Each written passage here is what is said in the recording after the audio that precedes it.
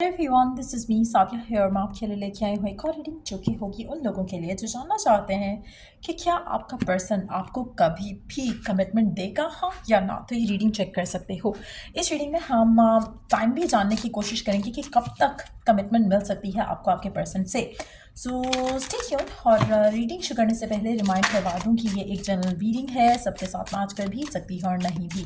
तो जो बातें जो मैसेजेस मैच करते हैं उन मैसेजेस को पिक करो और बाकी सब को छोड़ दो। अगर आप पर्सनल रीडिंग्स चाहते हो पेपाल से या इजी पैसे पेमेंट कर सकते हो, सिर्फ तभी रीच आउट करो ताकि आपका भी टाइम वेस्ट नहीं हो और मेरा भी। सो लेट्स फाइंड आउट क्या आपका पर्सन आपको कभी भी कमिटमेंट देगा, हाँ या ना। और फिर जानेंगे कि कब तक एक्सपेक्ट कर सकते हो अपने पर्सन से commitment. Let's begin. Eight of swords, two of cups, strength. Underneath the deck, we do have Six of Wands. अच्छा, मुझे लगता है कि जो पर्सन है जिससे आप डील कर रहे हो राइट नाउ, वो राइट नाउ ब्लॉक्ड है। वो कमिटमेंट देना चाहता है, लेकिन इस कमिटमेंट को देने के लिए उनको बहुत ज़्यादा पापड़ बेलने पड़ेंगे, बहुत ज़्यादा एफर्ट करना पड़ेगा, बहुत ज़्यादा स्ट्रगल है उनकी ज़िंदगी में जो कि उनको करना पड़ेगा इस रिलेशनशिप को लेकर। मुझे लगता है कि समहाउ आपके पर्सन जो है गिवन सिचुएशन में उसको समझ नहीं आ रहा कि उसके पास इतना पावर है, इतना स्ट्रेंथ है, इतना करेज है या नहीं है कि वो इस रिलेशनशिप को परसू करे, जहाँ पर वो आपको कमिटमेंट दे और फिर फैमिली से लड़े या सिचुएशन जो है उसको हैंडल करे, चाहे थर्ड पार्टी सिचुएशन में हो चाहे फैमिली सिचुएशन में हो। जो भी करंट सिनेरियो है आपका आपके पर्सन के साथ, मुझे लगता है कि गिवन सिचुएशन में जो जो रिलेशनशिप में कमिटमेंट जो है वो इतनी टफ है इस इंसान को, इस इंसान की तरफ से आने के लिए, इसको बहुत एफर्ट करना पड़ेगा, to give the commitment, to give you commitment of marriage, engagement, family से मिलाना, फैमिली से बात करना, रिलेशनशिप को आगे ले जाना। ये सारी कमिटमेंट ऐसी हैं जो कि इस इंसान को लगता है कि फ़िलहाल तो बहुत टफ है। आप ऐसे कुछ लोग जो है जेमिनी हो सकते हो, जेमिनी को डील कर रहे हो सकते हो, कैंसर हो सकते हो, कैंसर को डील कर रहे हो सकते हो, लियो हो सकते हो, लियो को डील कर रहे हो सकते हो। लियो काफ़ी स्ट्रांग आ रहा है, या तो आप खुद लियो हो या फिर खुद लियो को डील कर रहे हो।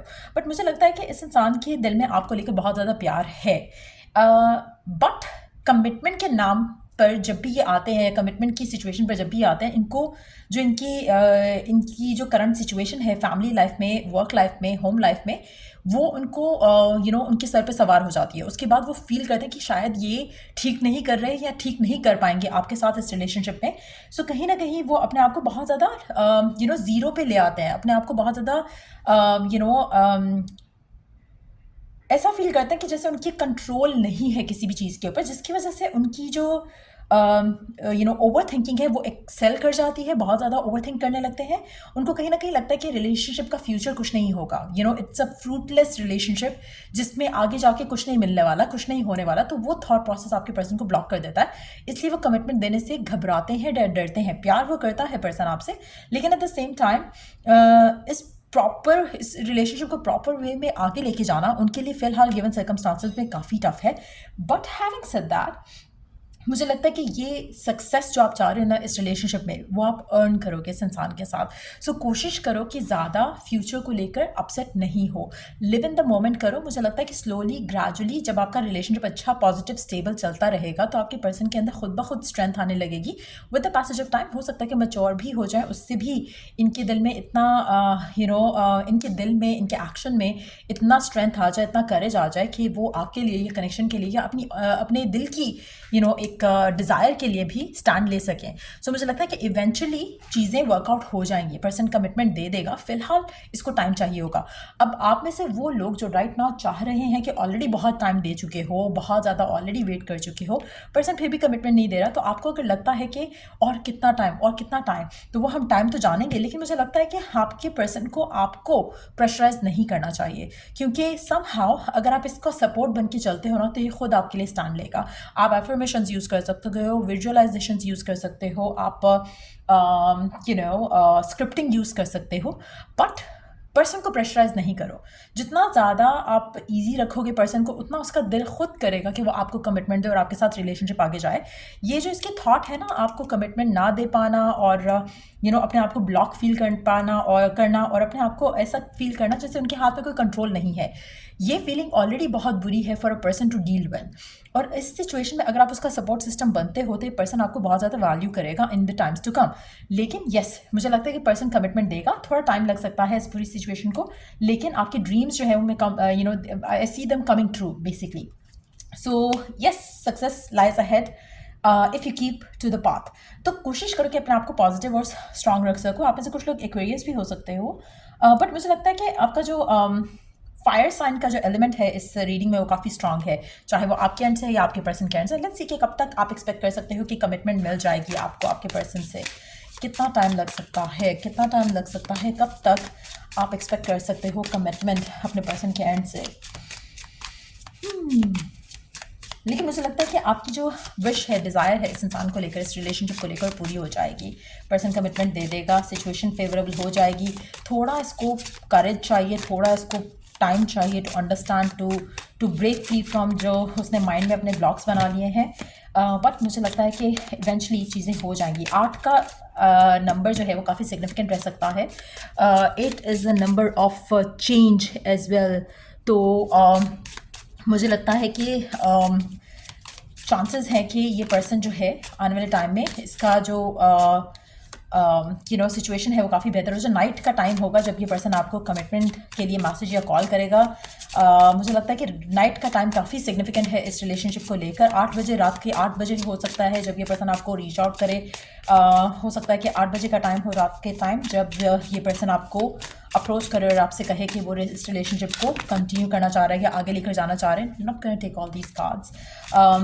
तो नाइट का टाइम होगा जब ये पर्सन आपको कमिटमेंट देगा। 8 बजे हो सकते हैं, बट 8वां महीना हो सकता है, 8वां हफ्ता हो सकता है फ्रॉम नाउ ऑनवर्ड्स, यानी कि 2 महीने का टाइम भी हो सकता है।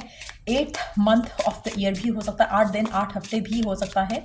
बट नाइट का टाइम होगा जहाँ पर ये पर्सन आपके बारे में इतना सोचेगा और आपको अप्रोच करेगा और आपसे कमिटमेंट देने के बारे में बात करेगा। मुझे लगता है कि आप में से काफ़ी सारे लोगों के लिए जो आपका जो नाइट टाइम है इस इंसान के साथ, अगर आप नाइट टाइम मेडिटेशंस करते हो उससे आपको बहुत ज़्यादा रिजल्ट जो है वो आपके फेवर में मिल सकते हैं, आपकी डिज़ायर के फेवर में मिल सकते हैं। तो लेट्स सी और क्या हम जान सकते हैं अबाउट द टाइमिंग कि कब तक आप एक कमिटमेंट आते देख सकते हो अपने पर्सन से। लेट्स सी, अगर तो इस डेक में से और कार्ड नहीं निकला तो दैट मीन्स कि बस ये 2 ही मैसेज हैं आपके लिए। ये तो 8 दिन 8 हफ्ते 8वां महीना और या सो अगर कोई और कार्ड नहीं आता इस डेक से, सो लेट्स सी कब तक ये पर्सन कमिटमेंट देगा आपको, कब तक आप एक्सपेक्ट कर सकते हो इस रिलेशनशिप में कमिटमेंट आना। व्हेन यू लेट गो, ठीक हो गया। ये अब एक और कार्ड आ गया है, आपको सरेंडर करना है। आपका जो वरीड नेचर है इन अ फ्यू वीक्स टाइम, ठीक हो क्या, इन अ फ्यू वीक्स टाइम, और सरेंडर करो। फिलहाल आप अपने जो कंसर्न्स हैं इस कमिटमेंट को लेकर उसको थोड़ा सरेंडर करने की ज़रूरत है। इवेंचुअली चीज़ें वर्कआउट हो जाएंगी। मुझे लगता है कि आप में से काफ़ी सारे लोग बहुत ज़्यादा अपसेट हो कि कमिटमेंट नहीं आ रही है, कमिटमेंट नहीं दे रहा है पर्सन, लेकिन कमिटमेंट आ जाएगी। थोड़ा टाइम लगेगा, like I said few weeks, 8 हफ्ते हो सकते हैं मेजॉरिटी लोगों के लिए। तो 8 हफ्ते मीन्स 2 महीने का टाइम मैक्सिमम, तो वो भी एक है पॉसिबिलिटी। उसके अलावा 8वां महीना इज़ अगस्त आई थिंक। तो अगेन वो सन का टाइम भी आ जाएगा, जैसे लियो का या फायर साइन का, या समर का टाइम अगर हम बात करें तो समर मंथ्स काफ़ी सिग्निफिकेंट हो सकते हैं। अब से लेके समर मंथ्स तक का टाइम जो है रिक्वायर्ड होगा। सो मुझे लगता है कि इवेंचुअली आपको कमिटमेंट मिल जाएगी इस इंसान से।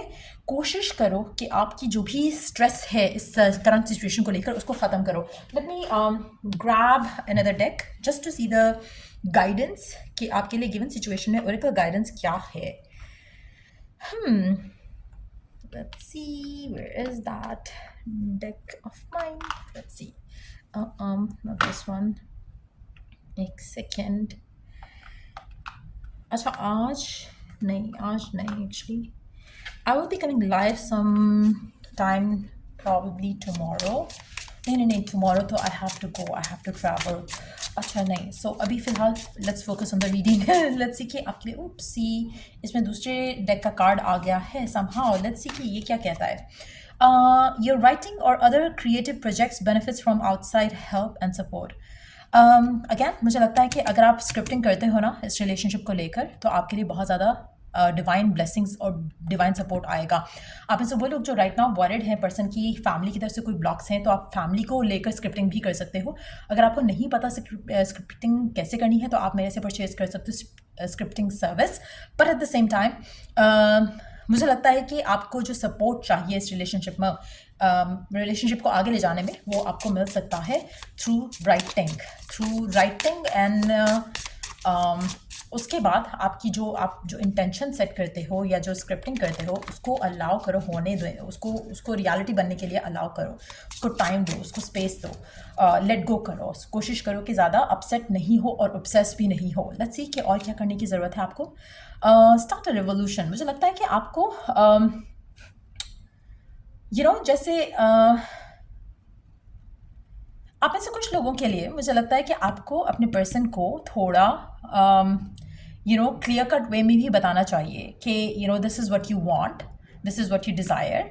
पर्सन अगर टाइम ले रहा है, आप उसको टाइम लेने दो, but at the same time आपका अपना जो पर्सपेक्टिव है टुवर्ड्स दिस कनेक्शन, कि आप क्या डिज़ायर करते हो, वो आपको पर्सन को बता देना चाहिए। एक ओपन कम्युनिकेशन होनी चाहिए जहाँ पर आप ये बता सको। आप में से कुछ लोगों के लिए मुझे लगता है कि आपका पर्सन अपने इस रिलेशनशिप को लेकर सीरियस तब सोचेगा जब आप प्रोटेस्ट करोगे उसके बिहेवियर को लेकर, या इसके ना रिलेशनशिप को आगे ले जाने वाले सिचुएशन को लेकर।